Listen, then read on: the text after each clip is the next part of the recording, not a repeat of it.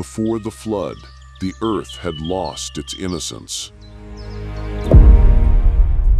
The Watchers, angels sent to guide humanity, defied heaven's command, led by Samyaza and Azazel. They descended atop Mount Hermon. They saw human women and took them as wives, breaking divine order. Their union birthed the Nephilim, giants of superhuman strength. These giants ravaged the land,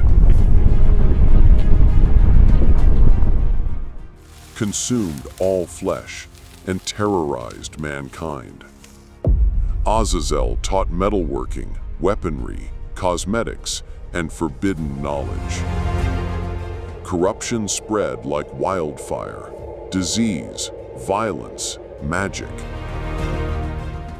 God looked upon the earth with grief and resolve, and he chose Enoch, a man of righteousness, to bring warning before judgment, a seer among men, a voice in the darkness. In the dead of night, Enoch was awakened by a blinding radiance. Two angels stood before him, eyes aflame with heavenly fire. "Enoch," they said, "you are summoned before the throne of the Most High." Without fear, he was lifted beyond clouds and stars into celestial realms. Before the throne, silence enveloped everything, immense and eternal. Then the voice of God echoed, "Write their judgment. Bind the Watchers in chains. Let their knowledge consume them."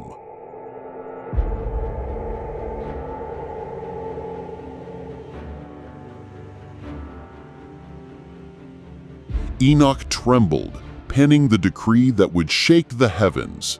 God's wrath and mercy intertwined in that divine ruling.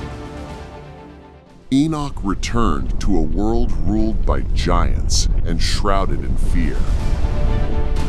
Cities lay in ruin, mankind cowered in the shadows.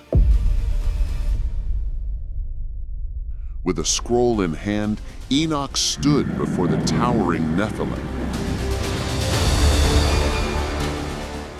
"Watchers," he cried, voice carrying across desolation, "you were meant to protect, not to destroy."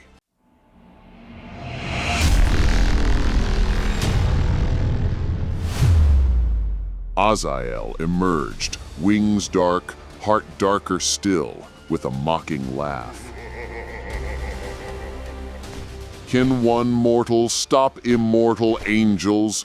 We are gods among men."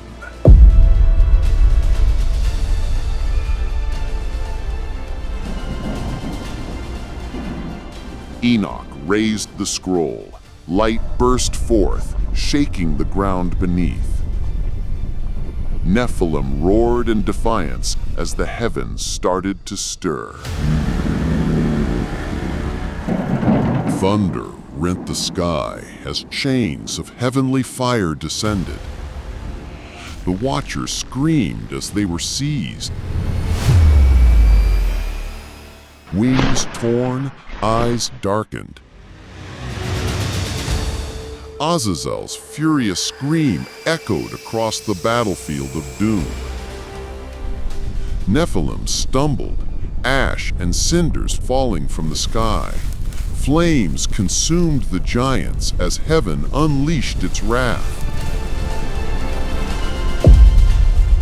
Enoch watched from a distant peak, sorrow in his eyes, light in his heart. Judgment had fallen, and creation began to heal.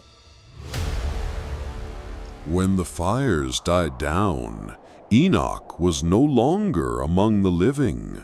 No tomb held him, no farewell was spoken in his name. He was lifted, body and spirit, into the highest heavens. There he was transformed into Metatron, scribe and voice of heaven. His scrolls remain sealed, waiting for the end of days.